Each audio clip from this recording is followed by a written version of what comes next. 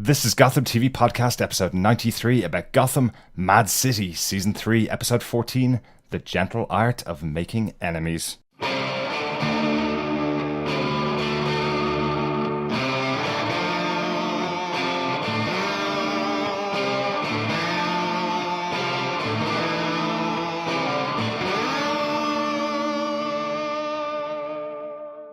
I'm David Mazuz, and you're listening to Gotham TV Podcast. This is Drew Powell, and you are listening to Gotham TV Podcast. This is Robin Lloyd Taylor, and you are listening to Gotham TV Podcast. Welcome back, Gothamites, to episode 93 of Gotham TV Podcast, where we're talking about season 3, episode 14 of Gotham, The Gentle Art of Making Enemies. I'm one of your hosts, Derek. Hi, I'm one of your other hosts, John. Welcome back, Gothamites. Yeah, it's the middle of summer, and we're talking about the Gotham winter finale, the end of the 3-episode Jerome arc. So this is obviously our spoiler-filled podcast about the episode. If you haven't watched it, go watch it. Obviously, you waited long enough for us to watch it and talk about it. So go have a watch. This is an excellent episode. Yeah, this is probably one of the best episodes, I think, definitely this season, and probably maybe throughout the entire series so far. Yeah, and of course, all our podcasts are there available. Just go to www.gothamtvpodcast.com/iTunes, or you can search any other good or evil podcast catcher. Just search Gotham TV Podcast. Subscribe, listen in, leave a review if you want. That will be excellent. That'd be awesome, actually. We haven't had any reviews much this season on iTunes. No, I think that's because we true. don't say it, and it's now Apple Podcasts. We always forget that it's now called Apple Podcasts. That is true. Pop on over there, give us a new review if you've reviewed us before, or give us a first-time review. It's lovely to get them from our listeners. But I think we need to just a little bit of an announcement to kick off. Good news. Good news. After last week's discussion about the loss of Jade Logue, Donald Logue's daughter. She has been found and returned to her family, which is fantastic news. I know a lot of people worried about it, so congratulations to the Logues. Yeah, absolutely great news to hear that she's back safe. Absolutely, yeah. Great news. Always good to start with good news. But I think with that, John, I think it's time to crack into our review of Gotham Season 3, Episode 14, The Gentle Art of Making Enemies. Yeah. This episode was directed by Louis Shaw Milito. He directed episode 9 of season 2, A Bitter Pill to Swallow. That was the one that had Eduardo Flamingo in the it. Flamingo. Yes, very cool. Also did 3 episodes of Lucifer so far. Cool. Interesting one for you, John. Early on in the season, he was a second assistant director on some movies, including Mallrats. He did 4 Rooms as well. And one for you, he did Children of the Corn 3, Urban Harvest. Wow. I know. Louis Shaw Milito. You are a legend. Well, second assistant director, mind you, not the one responsible. I am sure for he that movie. did the moment where the corn starts sprouting up in a disused factory and the bloodshed begins. And some mutant corn or maize plant begins to terrorize people who happen to be randomly around a disused factory. There you go. So if you're looking for something to watch after you've watched this episode of Gotham, go and watch... Children of the Corn, The Urban Harvest. And dare I say, Children of the Corn 1 is equally good. Is better. It's probably better than the 2 Urban and Harvest. 3 start a downward trend that I don't think the franchise ever recovered from. I don't think so. But on to the writer of this episode. It was written by Seth Boston. He wrote episode 13 of season 2, A Dead Man Feels No Cold. That's where we had Nora and Victor Fries. Cool. That was a great episode. Really good episode. So, John, do you want to tell us what they gave us with your synopsis of the episode? Sure. The GCPD struggles to contain the riots committed by Jerome and his followers after the blackout initiated by Jerome. Unsure of what Jerome's motives are, Jim and Harvey consult with Leslie, who was the last person at the GCPD to have talked with Jerome. They identify that his target is Bruce Wayne. Whilst over at Wayne Manor, Jerome kidnaps Bruce and takes him to the circus, where he plans a theatrical execution in front of his followers. Accompanied by Alfred, Gordon and Bullock lead the GCPD strike force to the circus. Bruce escapes and fights Jerome in a house of mirrors, but resists the urge to kill him. Jerome is subdued by Jim, who literally punches his face off before returning Jerome back to Arkham Asylum. Meanwhile, in all the mayhem, Barbara, Tabitha, and Butch threaten Cobblepot into helping them find and kill Nigma. Realizing he truly loves him, Cobblepot refuses. However, it's all a ruse, as Nigma reveals that he planned to make him realize he is incapable of love. Despite Cobblepot having proven otherwise, Nigma cannot reconcile Cobblepot and the death of poor, sweet, innocent Isabel, and at the docks shoots him.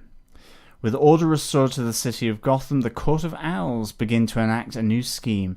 As they prepare Bruce's doppelganger, 514A, for action, Jim is reunited with his Uncle Frank, a secret member of the Court of Owls. Oh, yes. Oh, yes. You could tell this was a winter finale, can't you? Oh, lots going on, and loads of intrigue, loads of excitement, loads of action, loads of Jerome. Really, really, really good. And so many sort of cliffhangers here. We have seemingly the death of Oswald Cobblepot at the hands of his right-hand man. I think he used his right hand to shoot him. Ed Nigma. We have Jerome causing chaos, but being sent back to Arkham Asylum after a fantastic punch by Jim Gordon. Absolutely. We have Bruce realizing the importance of not killing and that self-restraint, and now the Court of Owls are scheming, rubbing their hands together in darkened rooms, and about to use the Brucelganger and Jim's uncle. Yeah, really interesting. Wow. I'm sure it was just a typo in your synopsis, but I do like that you called her Isabel. I did that on purpose. I think in Isabella. fact is Isabella. Yes, it is. Yes, no, I like that. I like that. Nice touch, John. Nice touch. Time to get into I do try with my synopsis. But time to get into our top 5 points. The way we cover our episodes is we choose 5 points that kind of represent the whole episode. So we're going to start off with our case note number 1, which is Ed reveals he knows Oswald was responsible. He certainly does, with also a vat of acid hanging over the mutilated car that Isabella had once driven to her death. Yes, another great setup for Ed, where he's setting proper up Batman 66, actually. But yeah, absolutely, Loved it. Exactly what I was going to say. A great moment where you say to the people, "This is how you're going to die. It's going to be really ironic. You're on the body of the car of my dead girlfriend. You killed her. There's going to be acid coming down. The ice is going to melt, and then the acid is going to fall on top of you." Which basically gives you about 20 to 25 minutes to work out a way out of this. Absolutely. So, yeah. And in fact, probably Nigma gives Cobblepot the way out by sending in the security guard. I don't think, given what happens later in the episode, that was by chance. Certainly, Ed is messing with his mind. Very much so. A lot. And of course, close shave for Oswald, as the acid was dripping between his legs. If the measurement was off, a little bit to the left, a little bit to the right, there could be no baby penguins ever. Or he could just lose a leg. Yes, absolutely. I think there was also a pretty close shave by sending that particular security guard in, who seemed to question why he would help Oswald out. If you're in that position in Gotham, well, maybe you have done something that deserved you being in that position, as kind of the attitude of the guard. Great little moment there. Definitely, yeah. I mean, I'm going to die here listening to this imbecile talking. Yeah, just really fantastic, just Oswald Cobblepot, really, and his complete disregard for anyone else. Yes. Speaking of that, I just wanted to put a little bit of our interview with Robin Lord Taylor from Heroes Villains Fan Fest. In case you didn't hear it, he just had something interesting to say about his relationships and about his attitude to love, which I think is kind of what's going on in this scene here. Oswald is a person who doesn't understand boundaries. He doesn't know what love truly is, and he is a fractured, manipulative person. So it's really his own doing that, he is his own worst enemy in many, many ways. And this is one of the examples of that. Absolutely. So really he's saying that Oswald's own worst enemy is Oswald. He's a character that doesn't know the boundaries, who doesn't know what real love is at all. Like, this idea that he's killed Isabella because, well, he saved Ed from the future pain when he's definitely going to kill the woman and that's the love of his life, you know? That's really odd that he would do that. Absolutely. And I think this brings us into our second point, really. I mean, I think it's kind of strange that, to some extent, Oswald doesn't conceptualize other people. He does things for himself and so on. Yeah. But there is some form of feeling there. You know, it's all bound up with his mum, who was killed, obviously, at the hands of Tabitha, Gertrude. But, you know, even here, in the Sirens Bar, you know, as Tabitha, Butch, and Barbara are trying to continue the plan that Ed has put in place. And it's really interesting, you know, that Ed wants to destroy everything he's believed in, i.e. that he wanted to show Oswald that he is incapable of loving. Yeah. Presumably even his mother, that, you know, in a sense, you know, maybe it's simply loyalty rather than love, and that's really what it is. Because it's kind of why in the synopsis I did kind of add that line that, you know, just however, you know, really despite Oswald almost proving otherwise, that he is capable of love, because he refuses, he puts his own neck on the line. And maybe that's the first instance of it happening. Yeah. Maybe his relationship with Gertrude and with Ed, he has mistaken love in the past for effectively being loyal for different reasons. It seems like he respects loyalty and cherishes that, and maybe he confuses it with love. Yeah. However, we have here that, you know, Oswald refusing, ultimately putting his neck on the line to be shot or killed in some manner by Barbara or Tabitha or Butch. But maybe he's also aware that this is still a ruse going on. Like, he's a really perceptive criminal. He is. I do get that, but I think he has been knocked to his lowest point here. And as you say, there's something really interesting in the fact that Oswald is willing to put his life on the line. In the past, he wasn't able to save Gertrude, but tried to take revenge for her death. He wasn't able to save his father, but he took revenge for his father's death. Whereas this time, for the first time, he's putting himself up front and center and saying, "Kill me. You're never going to get Ed's location out of me." So it does feel like he has been he was put in that position by Ed, but it feels like he's actually taking it to a different conclusion than Ed thought was going to happen. Yeah, no, absolutely. And ultimately all for nothing, because Ed is really not in a position to forgive Oswald here, and takes him down memory lane, really. Back to the docks, back to the pilot. Season 1, episode 1, where Oswald ends up in the drink, but this time he's in the drink with a gunshot wound. That was... I mean, I expected it to come because I didn't see how they were going to come out of that, unless it was just that Ed, you know, takes Oswald away from Butch, Tabitha and Barbara and pretends that he's killed him. Something like that. What Jim did in the first instance, what Jim did. But yeah, this has real echoes of the pilot episode, and a really good interaction between Ed and Oswald there. And actually, again, we've talked about this, and again, this is such a great shot when it pans back and there's just Ed left on the dock with the crane, kind of in the overcast cloud and the mist. It's raining. Such a great shot. Absolutely. Loved it. And again, the kind of echo of the pilot as Oswald's falling into the water with the blood coming out of him this time. It's very definitively saying he has been shot here. There's no doubt here. This isn't another situation where he's just been pushed into the ocean or into the dock to make his own way out of the city and come back at a later stage. He's been shot here. And maybe this is the turning point where he gets his weight issues. Maybe.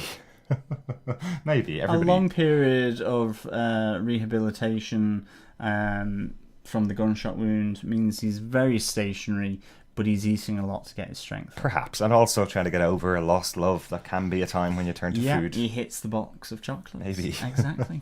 Maybe, but or the tuna sandwiches. Possibly. He used to eat all the time. After But who is going to drag him out, though? Will it be fish? Oh, you never know. You never know, because, obviously earlier this season we have had Fish and Oswald effectively slightly connecting back up again. Absolutely. And that kind of old age loyalty again between the two, despite everything that's gone between them. They've kind of seen it water under the bridge, and it's past them. So maybe she has been keeping close fish eyes on him, and maybe it could be her that rescues him. Possibly. There is a very interesting parallel now that you bring it up. It's an interesting parallel between that discussion with Fish Mooney earlier on in the season, where she told Oswald that she's so proud of what he's become. She's watched him grow into who he's become, and without Fish there would be no Cobblepot. She's the one that helped make him, effectively. And he tries to use the same tactic on Ed, except he spits it at him. He says to Ed, without me, there would be no you. There would be no Edward Nygma. You were a retiring, shy guy, and I'm the one that trains you into becoming what you are now. We have a little bit of feedback that we'll probably talk about this a little bit more later on, but I'm not sure whether that's entirely accurate. He put up with Ed's murdering ways, but it didn't push him into murdering to begin with. Ed was already there. Yeah, absolutely. Yeah. But it is quite interesting to see that Oswald's trying to take responsibility for the person that Ed has become. Now, he did help him in many ways and did visit him when he was in Arkham and give him his puzzle box and was a shoulder to cry on many times. And Ed is now, I suppose, a much stronger character than he would have been without the influence of Oswald. He gave Ed direction after the fact. True, yes. I think. But I think it was Ed ultimately took those steps by himself, and certainly I think Ed knows that. I think as well, before moving on, we see Butch being relegated to muscle for hire. Oh, what a great moment there for Oswald to just try and get another dig in it. Absolutely. He's like, you used to be somebody in the city, you used to be the right-hand man to Fish, basically, when I met you first. Then you were a right-hand man to me. You used to have a lot of power when you were working for me, and now you're just relegated to hired muscle. And it's kind of compounded by the fact that when he says, it'll take me 5 minutes to beat out the confession that Barbara and Tabitha are looking for. Yeah. Tabitha chimes in with, it'll take me 3. Oh, absolutely. You're just like, now Tabitha, And also a fun little moment when he knocks out Oswald and is told by Tabitha, that means you got to carry him. Yeah. Great little really moment. Good little moment. Yeah, absolutely. But I think on to the main course here. Yeah, I think the Jerome. next 3 points are going to be Jerome related, right? Jerome. Attacks Wayne Manor. Yeah. Again, it's the last thing he remembers. It's the only thing that he is left for him to do from what he remembers. He can't go after Galavan. All those other avenues have been shut down through the fact that they're already dead, basically. Yeah. So, here we have Jerome going after Bruce with an attack on Wayne Manor. And a lot of great stuff here, I think. What I do like about this, particularly with Jerome, is because he's so crazy. It's why are you doing this? Well, it's because the last thing I remember before I got killed was that I was going to kill you, so I'm just going to go back and do that. There's no other reason other than that, really. No, absolutely. He's the billionaire Bruce Wayne, so we're going to go and kill him because that's what I did last time. But here we see the start of Bruce really thinking about the situation that he's in, I feel. I think you've had that in the past, but this is really sort of deliberate to really show you how the training that him and Alfred have been doing and a really good use of Jerome's own ego to really say, you're just going to do it here? Why not publicly, so that buy him time, buy Alfred some time, ultimately that saves both him and Alfred. And of course we see the owl statue getting destroyed, and you're just like, are they going to glue it back together? I really want to know this. Like, really, are you kidding me, writers? So are you kidding me that you would take something that took so much story to get access to this owl statue, the most important thing the Court of Owls were protecting, and then just smash it on the floor with crazy Jerome. That's what the anarchy that Jerome brings to the show. This is something that was being built up to being probably in the finale of this season, and they just picked it up and smashed it. I presume there must be another owl statue in the city. Yeah, they're going to glue it back together. A bit of bonding. It'll be back, and the map will just be slightly skew. I actually thought Jerome was going to like hit something and reveal the Bruce cave. Actually, well, yeah. I really did. I thought when he was coming in with the owl statue that there would be something like I would have a flash of light and we'd see the map again, and Bruce would actually see the map. They still don't know what's in this owl statue. It's being put aside for something, for a future use, but now it's been smashed on the floor. That would have been really cool if they had done that just as he then chucks it over his shoulder. Yeah. So they know that something's there, and like they then have to figure out how to recreate the owl to get the map, i.e. glue it back together. Well, maybe. I don't think it's gluable, unfortunately, but it almost felt, and I am honestly joking about this, but this almost felt like a two fingers up to the audience going, you thought that was important, it's smashed on the ground now. It's not important anymore. You've been speculating about what it could lead to, what it could point to. No. Bruce and Alfred and Selena did the work to get this from a really secure location to take down the Court of Owls,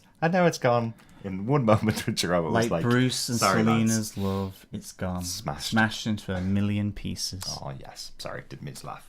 Yes, that is very sad, genuinely. I also love about this scene. I love the moment when Alfred is getting Jim to help him against the three guys that are left, three of Jerome's guards. I thought that was a really smart moment where it's like, come at me, you know.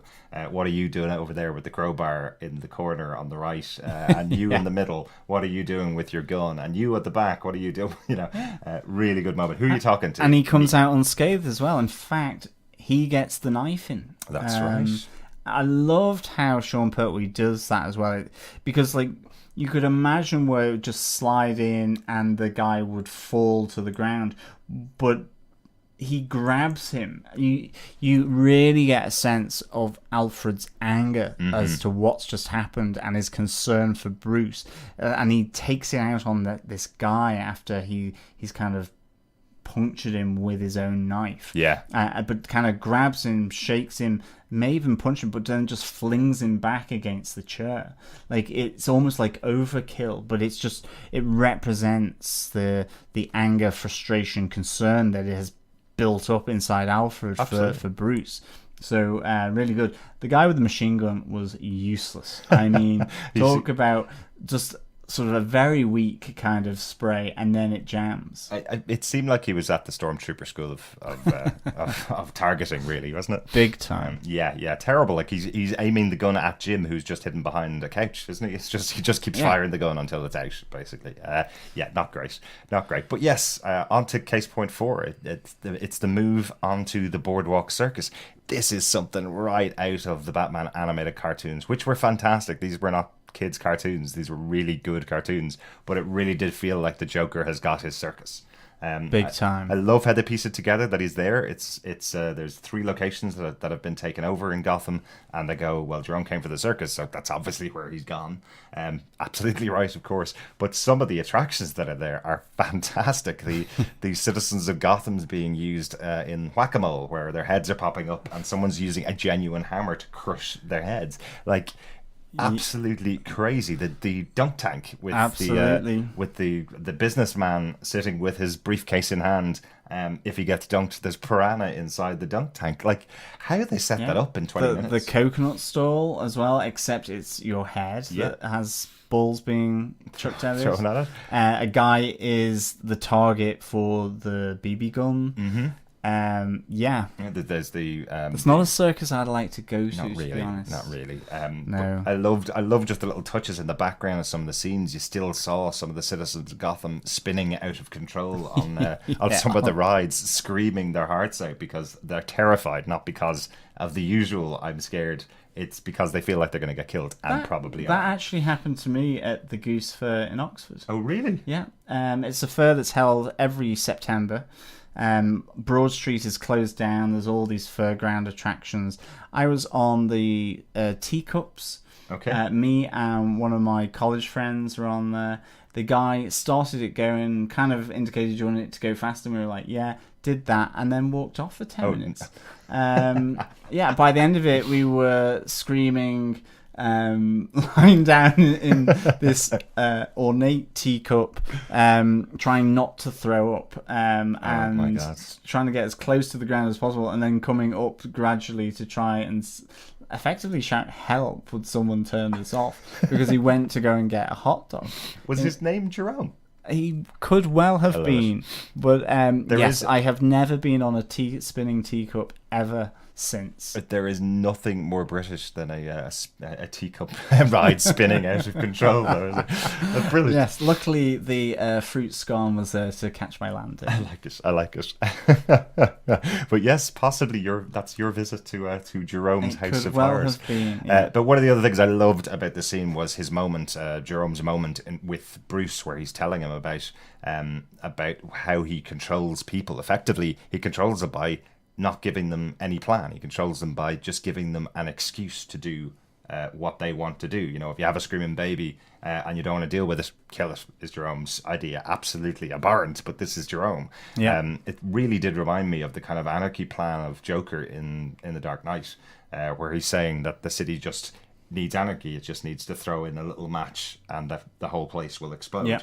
And Jerome feels like he is the match. I'm presuming this is absolutely the reason why they took it, you know? Yeah. I also like the idea that Jerome kind of incorporates Bane from Dark Knight Rises, the idea that the low-class workers are baying for the blood of the 1%, which is Bruce. Yeah. You know, taking in both of those pieces and incorporating them into this character Jerome, I think is a brilliant idea. Great idea. Yeah, really, really good. Yeah. And keep bringing in more of those elements. Bring them in. Why not? You've got Gotham is open to use any of these ideas. It's great to have them in this character, and this is why the character is so loved, because they used the biggest and best of the villains of Batman within the character Jerome. And again, Cameron Monaghan just plays this so well. Really, really well. And I mean, even where like he's there as the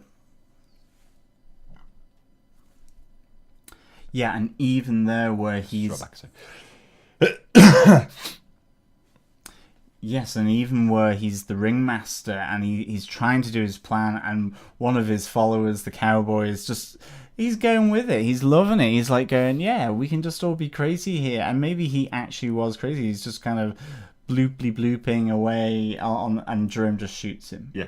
Go from that to him having to restaple part of his face back together. And all these just little touches that just show the unhinged nature of Jerome. Absolutely. Even the guy that does Bruce's makeup, like he does his makeup, he does a great job of the makeup, and then he goes, but we need something extra. We need a smile on your face, and stabs the guy who's done the makeup, takes some of his blood, and turns it into Bruce's smile. Like, I wouldn't want to be a follower of Jerome, or at least if you are a follower of Jerome, don't get anywhere near his hands or gunshot or anything. Yeah. Climbing up the ranks to be close to the leader in that sense is not a good idea. Not a good plan. I thought little sad Bruce was kind of great. It was really, really good. David Mazouz was fantastic in this part. You could tell it was kind of, he's been perfecting this look, the Bruce Wayne and Dark Knight look for 3 seasons, where he's got that kind of proper grimace and proper growl. He's been developing it, and to have those features accentuated by the makeup at the circus was just fantastic. It must have been a great moment on set. Yeah, really good fun. I think it's on to our final case now, John. Yeah, the final showdown. I mean, where to start here? I mean, I think, we have the staples being put into his arm. I love how Bruce really just stands up to him until like the third one, where it's like, stop.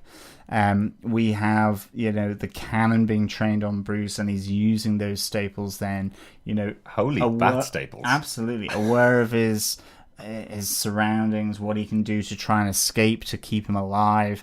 And then, I mean, going into the House of Mirrors, again, another great cinematic look to the shots in here. I mean, it's difficult to go wrong in a House of Mirrors just because of what it does. But it must be such good fun as a director to put it there. And I mean, it's so bright in there as well that, the makeup and just the the acting of Cameron as Jerome, and also David as Bruce, really, really good. And I mean, we, all within this House of Mirrors, with a really important point being made, which is that, Bruce is on the edge of losing it. But as he says to Alfred later, he knows that there is a line between justice and vengeance. Yeah. And he realizes that, he pulled back from that line into killing Jerome. And I mean, again, just how Jerome's face moved as Bruce Wayne is beating and punching his face. Oh, yeah. Just absolutely top quality, I think. There is nothing wrong with this scene. It's absolutely fantastic. Some of the shots are things that I thought couldn't be accomplished properly. It must have taken so long to set them up. They felt like something directly out of a comic book. There's one moment where Jerome is seen across 7 mirrors, but each mirror is a part of Jerome's body. It's not duplicating anything else that's on the screen at the same time. Absolutely. The staging of that is fantastic. And then Bruce steps out and he's individually on each of the 7 mirrors, so that Jerome can't place where he is. But even this fight, it's the stuff of what you want to see in the show, really. These moments where Jerome throws the gun out and says, let's go mano a mano, me and you, and David or Bruce jumps directly on his back.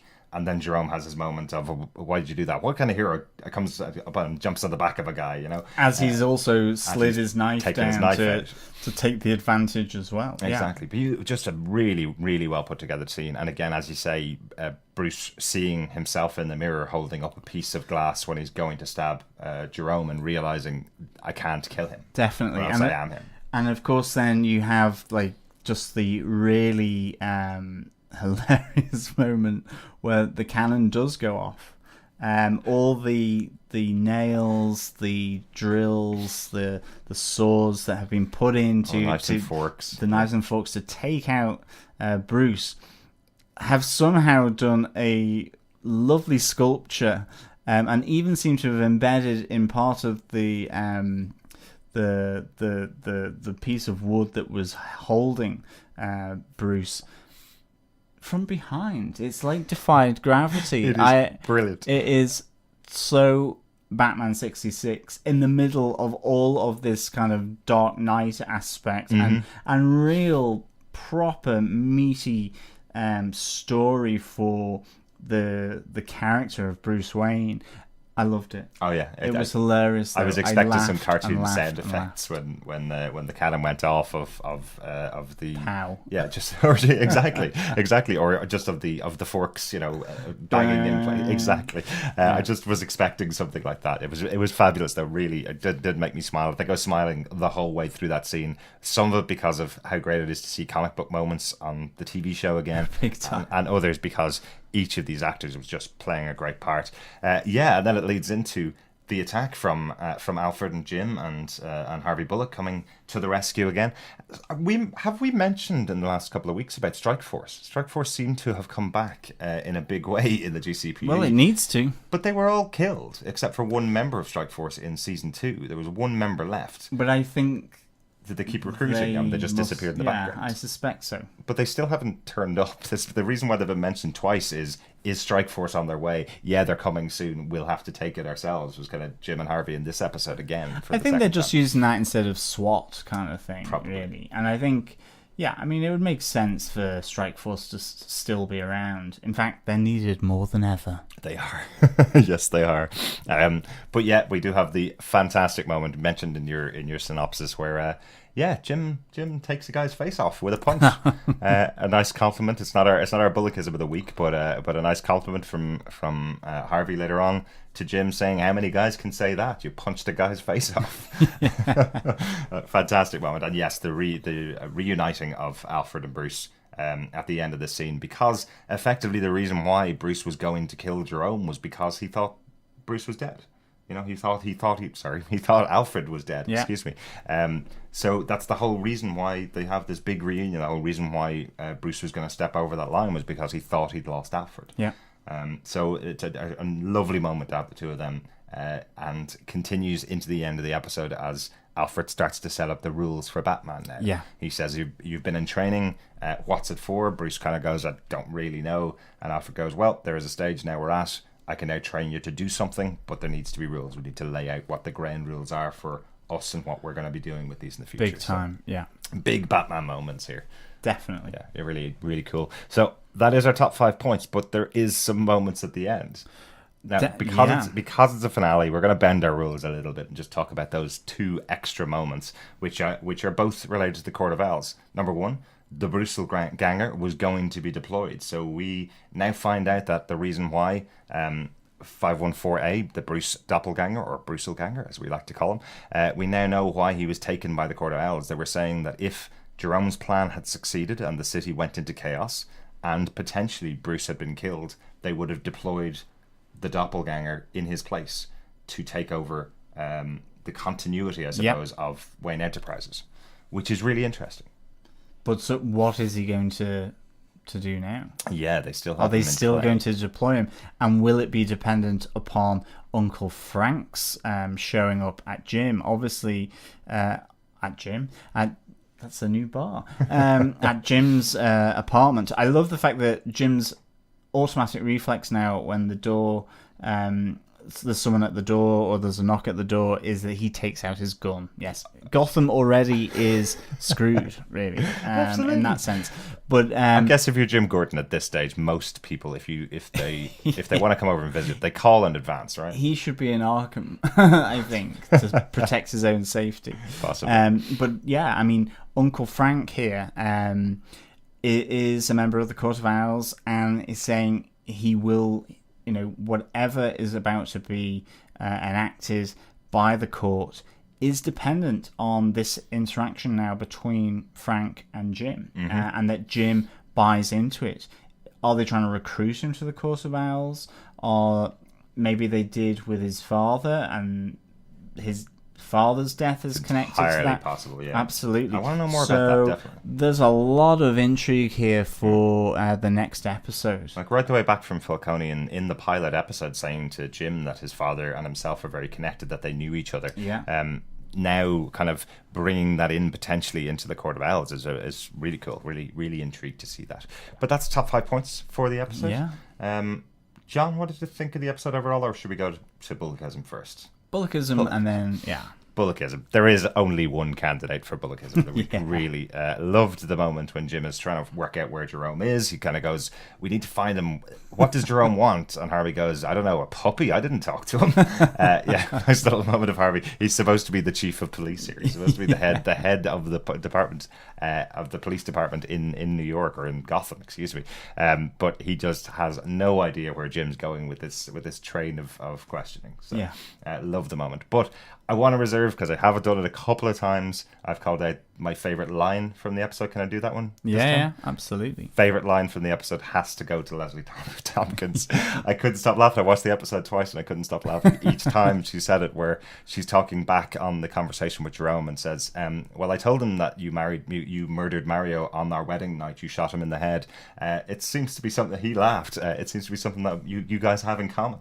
You can bond over. Between Jerome and Jim. I loved the delivery of the line. It's while she is a spurned woman, she definitely has a bit of a sense of humour. She has a dark sense of humour and a great sense of humour. Really enjoyed it, yeah. John, what did you think overall of the episode? This, to me, absolutely a standout. I think in terms of Bruce Wayne's development, in terms of just having Jerome back causing merry mayhem in Gotham, seeing the Court of Owls coming back into the fray, and how that's going to relate to Jim and the Brussels Ganger. Obviously, the shooting of Oswald by Ed Nigma, what's going to happen there. Are Barbara and Butch and Tabitha, they may well attack Ed.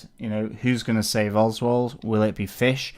And of course, all of this just really done incredibly well. Some great visuals, and this is why I'm going to give it 5 face-offs out of 5. Excellent, well done, John. That's kind of where I am as well. We don't talk about this very often, but this is the second highest rated episode of Gotham on IMDb, the pretty popular tool.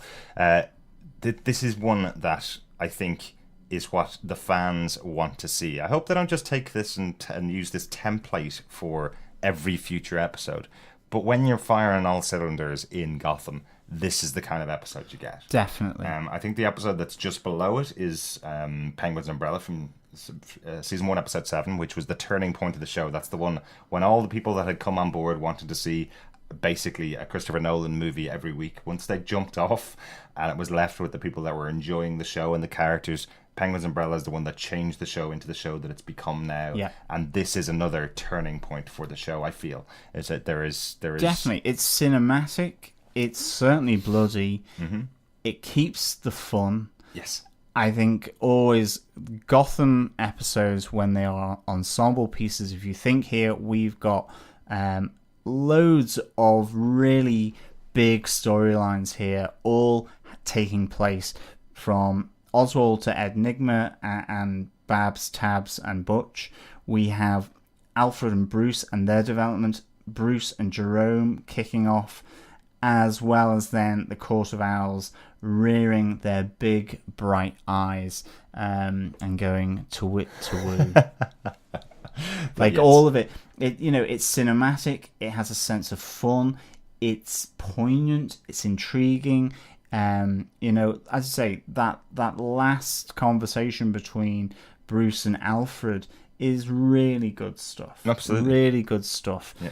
The taunting by Jerome of Bruce, really good stuff. Yeah. The emotional interaction between Oswald and Ed, really, really good stuff. Yeah. And then they still find time to throw in Uncle Frank. I know. Like, amazing. And the best part about this is, as we're watching these episodes week after week, we don't have a 6-week wait after this cliffhanger that they had in the US. We get to see this next week, so that's pretty cool. Yeah. That's pretty cool. I think with that, onto some feedback. I think so. And just to remember that you can post your feedback directly to us at feedback@gothamtvpodcast.com. Send in any comments or discussion points or thoughts on any of the episodes of season 3. You can also leave voicemail. Just go to gothamtvpodcast.com, click on the right hand side, the voicemail tab, and you can leave up to 90 seconds of feedback. And of course, come over to the Facebook group. Go to facebook.com/groups/Gotham TV Podcast. Join the group and get involved in the podcast and the conversation on Gotham over there as well. Absolutely. Loads of ways. So on to feedback. So our feedback this week comes in from Claire Payne. She's emailed us to feedback@gothamtvpodcast.com. She says, I do have questions about one part of this episode. Not a negative way, but I feel it needs a little bit more explanation why Oswald thinks he created Enigma. Oswald certainly helped Ed come to terms and understand why he did his previous crimes, but I never saw Ed as a jittery, nervous person. He certainly lacked confidence in an aspect of his life, but it almost felt like a mirror image of what Fish said to Oswald in season 1.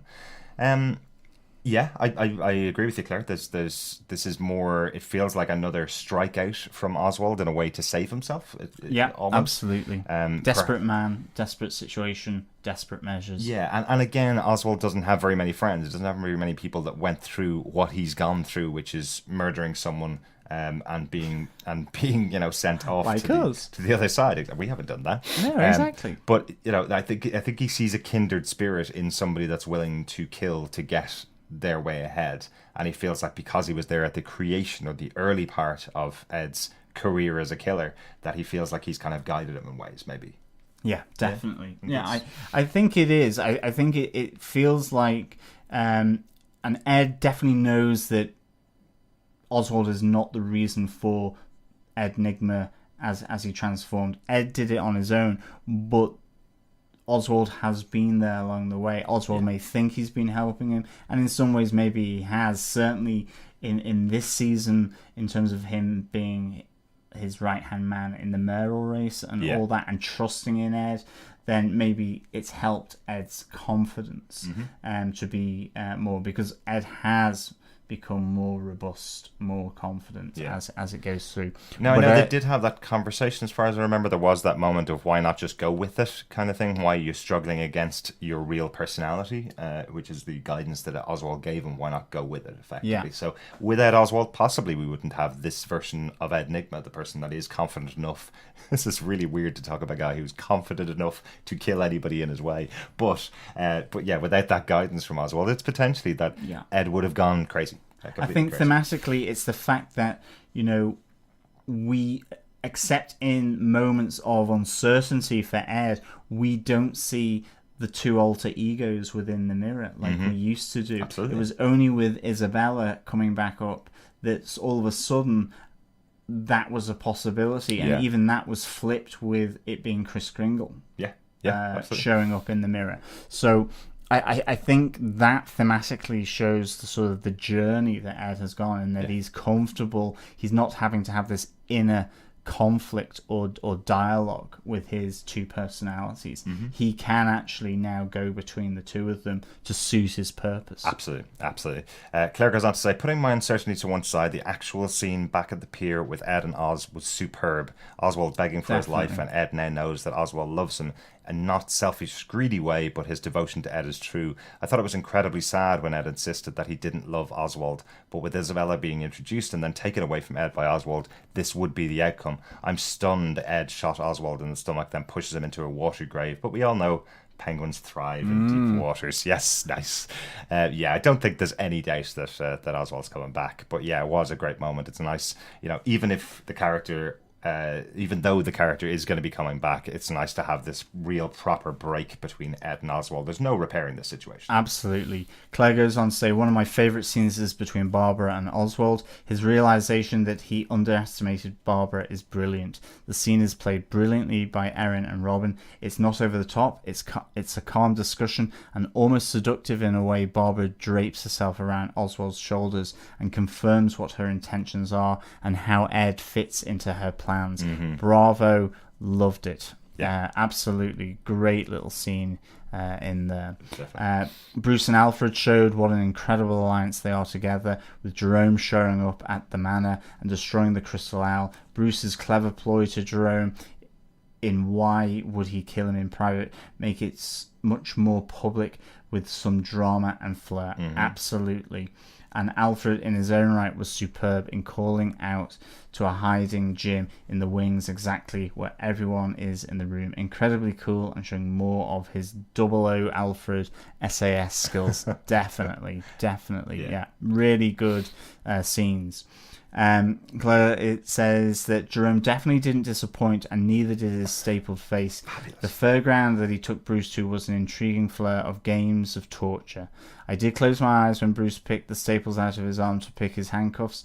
The Hall of Mirrors in the final showdown was incredible to see how close Bruce got to killing Jerome. Thankfully, Bruce's good judgment is rewarded when he leaves Jerome and sees proud Alfred waiting. Absolutely. Such a great scene and worthy of any movie, I think. Really good interaction between these two. Jim's expression when he sees Jerome with his face hanging off was priceless. Another gruesome moment that made me smile. Why so serious? So Bruce Doppelganger is ready to be released, and what intentions does Jim's Uncle Frank have? Absolutely. Well, Jim's Uncle Frank cannot have good intentions. It looks like he's going to try and use Jim, bring him on side, but I suspect that's not going to work. I know. Thanks so much for your feedback, Claire. Really good to hear from you. Some great points in there. Absolutely. Thank you so much, Claire. So if you want to send any feedback to us, you can just email us over at feedback@gothamtvpodcast.com, as John mentioned earlier on. Yeah, absolutely. Or if you want to leave a voicemail, just go to gothamtvpodcast.com and click on the tab on the right-hand side and leave up to 90 seconds of voicemail on all your thoughts of Season 3 so far in Gotham. Absolutely. We love hearing our voicemails as well. Yeah, always good. Definitely. Always good. You can, of course, watch our episodes on YouTube every Wednesday, or you can listen to our podcast over at gothamtvpodcast.com/iTunes, or search Gotham TV Podcast on any other good or disturbed podcast catcher. There's a few of them out there, definitely. Yeah, thanks so much for joining us. We'll be back next week with the start of, Mad City's over. The start of Heroes Rise. Episode 15 of Gotham begins the arc of Heroes Rise. Weirdly, for the start of Heroes Rise, it's called How the Riddler Got His Name. I think there might be a clash between writers and marketing there. But anyway, but we have seen one of the heroes rise in Gotham. We have seen Bruce, we've seen Jim, we've seen Alfred, we've seen Bullock obviously rising in this episode. So it'll be fun to see this mad city turned on its head from next week onwards. Absolutely. Our review will be out next Wednesday, the 19th of July. Mm-hmm. As always, it's been great talking with you. And so we will see you again next time. Great talking with you as well, John.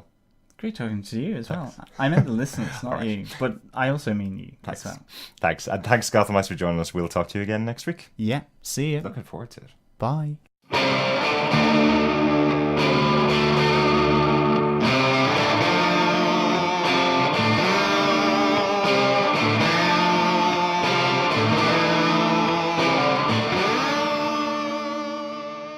Thanks for being a Butch supporter. Butch loves you, baby.